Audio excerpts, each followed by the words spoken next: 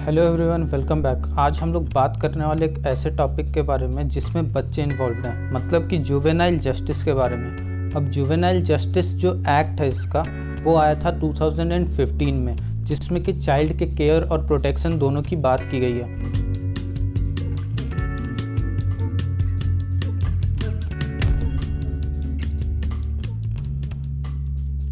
अब अगर कोई एक चाइल्ड है जो जुवेनाइल है, जिसने कोई भी क्राइम कमिट कर दिया, तो उसके ऊपर लॉ हमारा कैसे वर्क करेगा, क्योंकि एडल्ट्स को जो पनिशमेंट मिलती है वो तो बहुत ही क्लियर है। हमारे आईपीसी, सीआरपीसी को या फिर बाकी पेनल लॉज में अगर देखें तो हम लोगों को उसके क्राइम्स की जो भी पनिशमेंट होती है वो आराम से मिल जाती है। बट जुवेनाइल के केसेस में क्या होगा वो देखेंगे। तो अब ये जुवेनाइल किसको कहते हैं, तो वो व्यक्ति जुवेनाइल कहलाएंगे जो कि 18 ईयर्स की एज को अटेन नहीं किए हैं। बट जुवेनाइल जस्टिस जो है वो इम्यूनिटी पूरी तरह से नहीं दे देता है किसी भी जुवेनाइल को कि वो कोई भी क्राइम कर सके। ऐसा आप लोग भी जानते हो कि एज पर भी डिपेंड करता है। अब एक 7 साल के बच्चे के तरफ से किया हुआ क्राइम और एक 17 साल, 17.5 साल के बच्चे से किया गया क्राइम, दोनों में सजाओं में अंतर हो जाएगा। इसी सब चीज़ों को समझने के लिए आप लोगों को जुवेनाइल जस्टिस एक्ट 2015 को देखना होगा। गो थ्रू कीजिए जुवेनाइल जस्टिस एक्ट 2015 को, तो आपको सारी चीज़ें पता चल जाएंगी।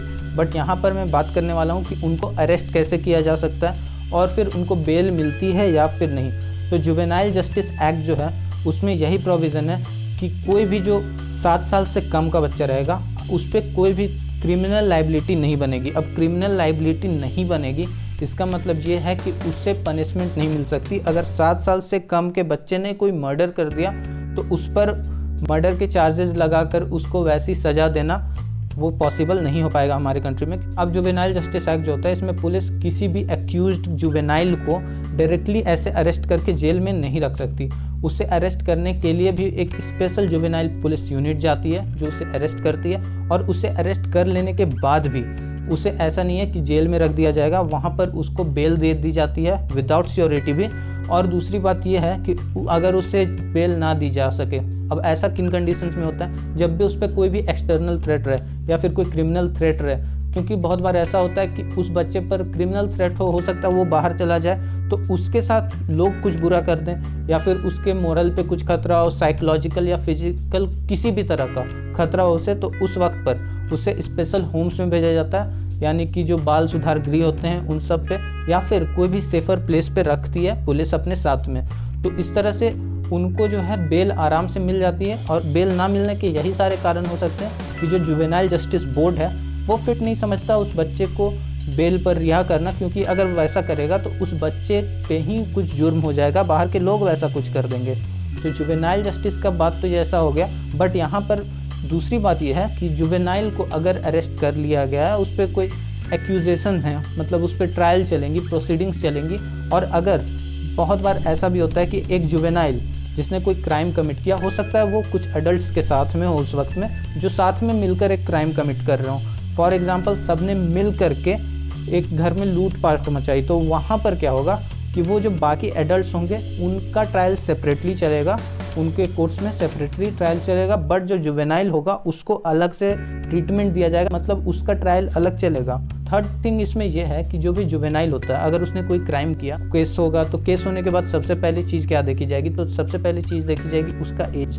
उसके एज को कंफर्म किया जाएगा, वो फैक्चुअल एज उसका कंफर्म होगा। और अगर उसमें कहीं पर भी शक है तो फिर वहाँ पर मेडिकल एग्जामिनेशन भी हो सकती है।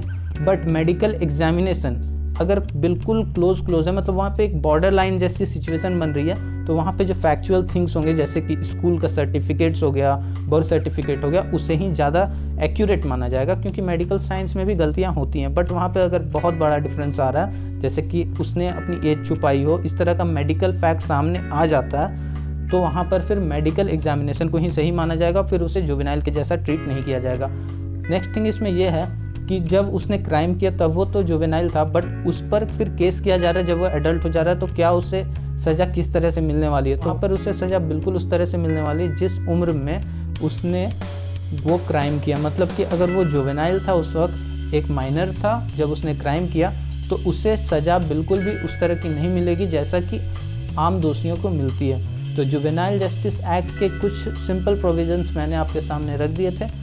आपको वीडियो पसंद आया, और वीडियो पसंद आया तो वीडियो को लाइक ज़रूर कर देना, चैनल को सब्सक्राइब करना। मिलते हैं आपसे नेक्स्ट वीडियो में, तब तक के लिए थैंक यू।